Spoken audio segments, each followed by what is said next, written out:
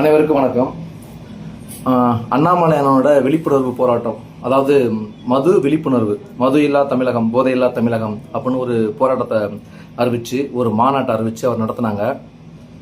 எல்லாரும் என்ன சொன்னாங்கன்னா, மதுங்கிற வார்த்தையை ஒரு பேப்பர்ல எழுதி அழிச்சா கூட அழிக்க முடியாது அப்படின்னு சொன்னாங்க. ஸோ அது சொல்றதெல்லாம் யாரு, எப்படி அப்படின்னா எல்லாத்துக்கும் தெரிஞ்சிருக்குது. டாஸ்மாக் ஒன்னால மொத்த தமிழ்நாடுமே மதுவால சீரழிஞ்சு கிடக்குது அப்படின்னு எல்லாத்துக்கும் தெரியும். ஏன்னா கொரோனா டயத்தில் மதுக்கடையை மூடும்போது நிறைய பேர் சானிடைசரை குடிச்சு செத்தாங்க. சில பேர் சொந்தமாக காய்ச்ச ஆரம்பிச்சிட்டாங்க. ஸோ அடிக்ட் ஆகிட்டாங்க. அப்படி அடிக்ட் ஆகும்போது அவங்களை மீட்க முடியாது அப்படின்னு நீங்கள் சொல்கிறீங்க. அதாவது இனிமே மது இல்லாமல் யாரும் இருக்க முடியாதுன்னு சொல்கிறீங்க. ஆனால் அண்ணாமலை அண்ணன் எடுத்த இந்த முடிவு உனக்கோ இல்லை எனக்கோ கிடையாது. இல்லை நீ குடிச்சு சாகுற, நான் குடிச்சு சாகுறேன் அப்படிலாம் கிடையாது. உன் பிள்ளைக்காண்டியும் என் பிள்ளைக்காண்டியும். இப்போ உன்னுடைய பிள்ளை நீ போய் நீ குடிப்பா சொல்லுவியா உன் பிள்ளையிட்ட? இல்லைன்னா என் பிள்ளைகிட்ட நான் சொல்லுவேன், நான் என் மகன்கிட்ட போயிட்டு, தம்பி நான் அப்பா குடிப்பேன், நீ போய் குடி அப்படின்னு சொல்லுவீங்களா? சொல்ல மாட்டீங்க தானே? ஸோ அடுத்த தலைமுறை, வருங்கால தலைமுறை குடிகார தலைமுறையாக மாறக்கூடாதுன்னு இப்போ இருந்தே எடுக்கிற இந்த ஸ்டெப்பு தான் விழிப்புணர்வு. யாருக்காக எடுத்தாங்க? ஜென்னி ஜெட் 18 வயசு நிரம்பிய அனைவருக்குமே இது. காலேஜ் பசங்க ஸ்கூல் பசங்க எல்லாத்துக்குமே இது முன்னுதாரணமாக இருக்கணும், நம்ம கொண்டு போய் சேர்க்கணும். இந்த தலைமுறை நாசமா போச்சுன்னு எல்லாம் தெரியும் குடியால. அடுத்த தலைமுறை விழித்துக் கொள்ள வேண்டும். அதனாலதான் இந்த விழிப்புணர்வு மாநாடு. அதை புரிஞ்சுக்காம தற்கூரித்தனமா பேசிட்டு இருக்கிறீங்க. அதுக்கப்புறம் இன்னொரு விஷயம், அண்ணாமலையான இந்த இந்து தர்மத்தை பத்தி ஏதோ பேசினாங்க. இந்து வீட்டுக்குள்ளே உன் வீட்டுக்குள்ளே பூட்டி வச்சுட்டு வா அப்படின்னு சொல்லிட்டாரு அப்படின்னு. அதாவது அவரு உன்னுடைய இந்து அடையாளத்தை அழிச்சிட்டு வான்னு சொல்லல, உன்னுடைய இந்துங்கிறத உன் வீட்டுக்குள்ள வச்சுட்டு வான்னு சொன்ன காரணம் என்ன? நீ ஒரு ஆஃபீஸ்க்கு போவ, ஒரு ஸ்கூலுக்கு போவ, ஒரு காலேஜுக்கு போவ. ஸோ அங்கே யாரும் இருக்க மாட்டாங்களா? மற்ற மதத்துக்கு இருக்க மாட்டாங்களா? இருப்பாங்க தானே. அப்போ அவங்கள்ட்ட பேசாமல் போவியா? பேச தானே செய்வ. அப்போ நீ மதமாக பார்த்து பேசுவியா, மனுஷனை பார்த்து பேசுவியா, இல்லை நண்பனை பார்த்து பேசுவியா? ஐயோ நம்ம இந்து, இவன் முன்னாடி நீ கிறிஸ்டினுடைய ஹெச்ஆராக இருப்பான், கிறிஸ்டினுடைய மேனேஜராக இருப்பான், கிறிஸ்டினுடைய முதலாளியாக இருப்பான். அப்போ அவன்கிட்ட பேசாமல் போவியா? பேசத்தானே செய்வ. வணக்கண்ணே எப்படி இருக்கீங்க, நல்லா இருக்கீங்க, கேட்க தான் செய்வ. ஸோ அப்போ நீ இந்துவா பேசுவியா, இல்லை நீ ஒரு சக மனுஷனா பேசுவியா? அதைத்தான் அண்ணன் சொன்னார். இப்போ வெளியில் வரும்போது இந்த மாதிரி போட்டு வச்சுட்டு போ, கயிறு கட்டிட்டு போ, யாரும் தடுக்கவில்லையே. அவர் இந்து வீட்டுக்குள்ள பூட்டி வச்சு போக சொன்னது இந்த மாதிரி அர்த்தம் சொன்னார். வெளியே போகும்போது சக மனுஷனாவான்னு சொன்னார். நித்தில பச்சை குத்திட்டு வருவியா, இந்துன்னு குத்திட்டு வருவியா? தேரா இருந்தா கூட அதுக்குன்னு ஒரு நாள் இருக்கும், அன்னைக்கு தான் வீதிக்கு வரும். தேர் கூட ஒரு நாள் வீதிக்கு வரும்னா அதுக்குன்னு ஒரு நாள் இருக்கு, அன்னைக்கு தான் வீதிக்கு வரும். டெய்லி அதுக்கு மதிப்பு இருக்காது. வருஷத்துல ஒரு நாள் தான் அதுக்கு மதிப்பு. ஸ்ரீவில்லிபுத்தூர் ஆடி தேராகட்டும், திருவண்ணாமலை கார்த்திகை தீபம் தேராகட்டும், அதுக்கு அன்னைக்கு தான் மதிப்பு. ஸோ அதனால அந்த இடத்துல சொன்னாரு, நீங்க இந்துங்கிறத வீட்டுல பூட்டி வச்சுட்டு. அதுக்கப்புறம் சொன்னீங்களே இந்துக்கள் காவலன் அப்படின்னு. அண்ணே, தேசிய கட்சியில சிறுபான்மை அணின்னு ஒன்று இருக்கா இல்லையா? இருக்குல்ல, சிறுபான்மை அணி இருக்கு. அண்ணன் அஜ்மன் கான் இருக்காரு அண்ணன், அப்புறம் அண்ணன் வேலூர் இப்ராஹிம் அண்ணன் இருக்காரு, எல்லாருமே இருக்கிறாங்க. ஸோ அவங்க சிறுபான்மை அணியில தான் இருக்காங்க. அவங்ககிட்ட போயிட்டு நீங்க இழிவா பேசுவீங்களா? இஸ்லாமிய ஒரு கேடுகட்ட மதம், இஸ்லாமிய ஒரு தீவிரவாத மதம், அவங்ககிட்ட போய் பேசுவீங்களா? அவங்ககிட்ட பேசுவீங்களா? அவங்ககிட்ட பேசுவீங்களா? பேச மாட்டேன் தானே. எல்லா மதத்திலையும் ஒரு நல்லவங்க இருக்காங்க, கெட்டவங்க இருப்பாங்க. ஓகேங்களா? ஸோ இந்து மதங்கிறது நம்ம வாழ்வியல்ல தோன்றிய மதம், நம்ம நாட்டில் இருக்கிற மதம். என்னைக்குமே இது அழியாது, யாரும் அழிக்க போக முடியாது. வடநாட்டில் உள்ள அரசியல் ஏன் அப்படி இந்து மதத்தை சார்ந்து இருக்குது அப்படின்னா, அங்க முகலாயர்கள் படையெடுப்பு அதிகமாக இருந்தது, இந்து மக்கள் கொல்லப்பட்டாங்க, கண்ணு முன்னாடியே அதை பார்த்தவங்க இருக்கிறாங்க, அந்த முன்னோர்கள் இருக்கிறாங்க. அதனால அப்படி தமிழ்நாட்டில் எந்த முகலாயனும் படை எடுக்கல, தமிழ்நாட்டில் எந்த இந்துவும் கொல்லப்படலை, தமிழ்நாட்டில் அனைத்து கோயிலும் பாதுகாக்கப்பட்டது, அனைத்து கோயிலும் பாதுகாக்கப்பட்ட தமிழ்நாட்டில்.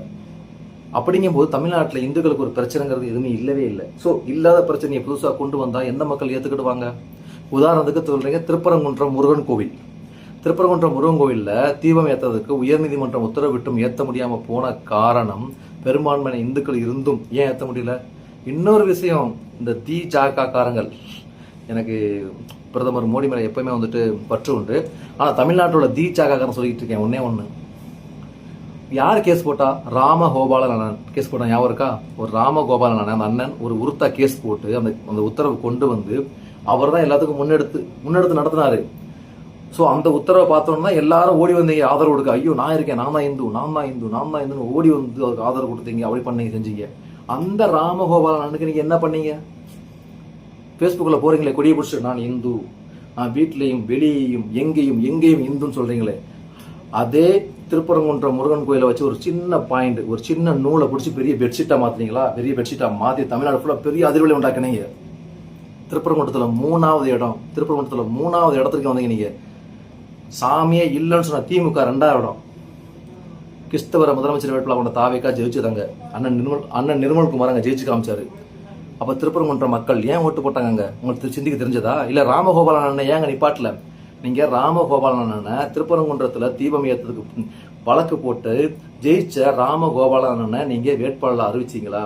நீங்க என்ன பண்ணீங்க? நீங்க ஒண்ணுமே பண்ணலையே. உங்களுக்கு தெரிஞ்ச ஆளுக்கு சீட்டு கொடுத்தீங்க, உங்களுக்கு தெரிஞ்ச ஆளை வர வச்சீங்க, அதான் வர வச்சீங்க. வர்ற காலத்துல இந்துக்கள் நான் இந்துன்னு சொல்லி சர்டிபிகேட் வாங்கினா கமலாலே வரணுமா? நான் இந்து சர்டிபிகேட் கொடுங்கன்னு சொல்லிட்டு அப்பெல்லாம் கிடையாது. ஆக்கப்பூர்வமான அரசியல், ஒரு அன்பார்ந்த அரசியல், அனைவருக்கும் பிடித்தமான அரசியல் தான் எடுத்து போயிட்டு இருக்கிறாரு அண்ணன் அண்ணாமலை அண்ணன். அவரை போய் தவா பேசிட்டு இருக்கீங்க எல்லாருமே. அண்ணாமலை அண்ணன் என் மக்கள் யாத்திரையில ஒவ்வொரு மாவட்டத்தையும் போய் சேர்ந்தாரு. ஒவ்வொரு மாவட்டத்திலையும் போயிட்டு பிரச்சாரம் பண்ணாரு. அந்த ஒத்துழைப்பு இப்ப கூட கூட்டம் வந்துச்சு அண்ணாமலைக்கு. எப்பயுமே அண்ணாமலுக்கு ஒரு கூட்டம் இருக்கு. ஏன்? அந்த நேர்மையான அரசியல் அவர் கையில் எடுத்துக்கிறாரு. ஒரு மாற்றத்துக்கு அரசியல் எடுத்துக்கிறாரு.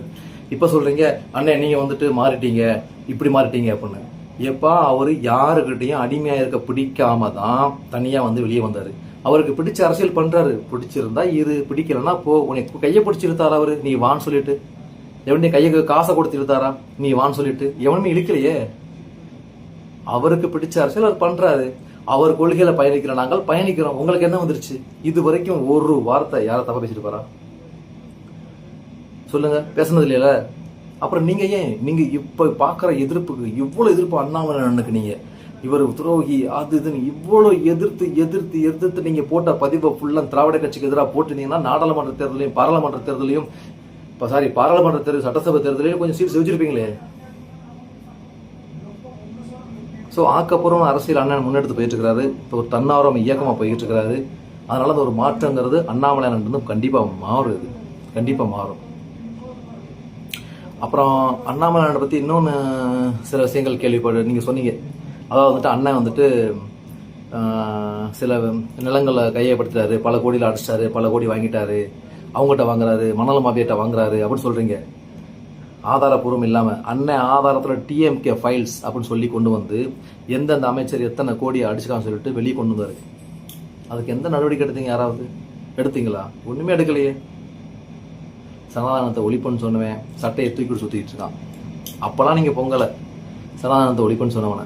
ஒரு சாமானிய மனுஷன் அரசியலுக்கு வந்த உடனே உங்களுக்குலாம் வலிக்குதுல, வலிக்கணும். நீங்க கத்துற கதரும் தான், நீங்க விமர்சிக்கிற விமர்சனம் தான் அண்ணாமலனுக்கு ஓட்டா மாறப்போகுது. மாறுவோம், மாற்றுவோம், அவ்வளவுதான். இது வந்து சொல்லுவீங்க எடுத்த உடனே எப்படி மது ஒழிக்க முடியும்? எடுத்த உடனே மது ஒழிக்க முடியுமா? எடுத்த உடனே எல்லாம் செய்ய முடியுமா அப்படின்ட்டு திருவள்ளுவர் சொல்லிக்காரு, உள்ளுவதெல்லாம் உயர் உள்ளல் மற்றினும் தள்ளினும் தள்ளாமை நீர்த்துன்னு.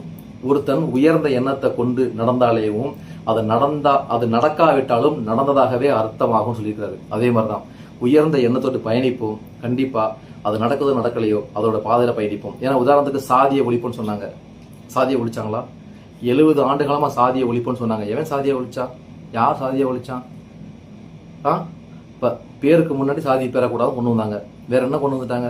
சர்டிபிகேட் சாதி இல்லையா? சலுகையில சாதி கிடையாதா? ஒரு சட்டத்துல சாதி கிடையாதா? எதுல சாதி இல்லை? எல்லாத்துலயுமே சாதி இருக்கு. ஆனா இப்பயும் சாதியை ஒழிச்சான்னு ஒரு குரூப் சுத்திட்டு இருக்கு. சாதியை ஒழிச்சாங்களா? சமத்துவபுரம் கொண்டு வந்தாங்க, சமூக நீதி கொண்டு வந்தாங்க. யார் சாதியை ஒழிச்சது? யாருமே சாதியை ஒழிக்கல. அன்னை மது ஒழிக்கன்னு கொண்டு இருக்கிறாரு.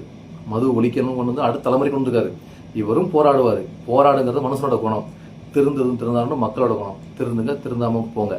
ஆனா மாறுவோம், மாற்றுவோம். என்னைக்குமே மாற்றம் உண்டாகும். அவ்வளவுதான். நீங்களுமே விமர்சனம் பண்ணால் பதிலடி வந்து கொண்டுதான் இருக்கும்.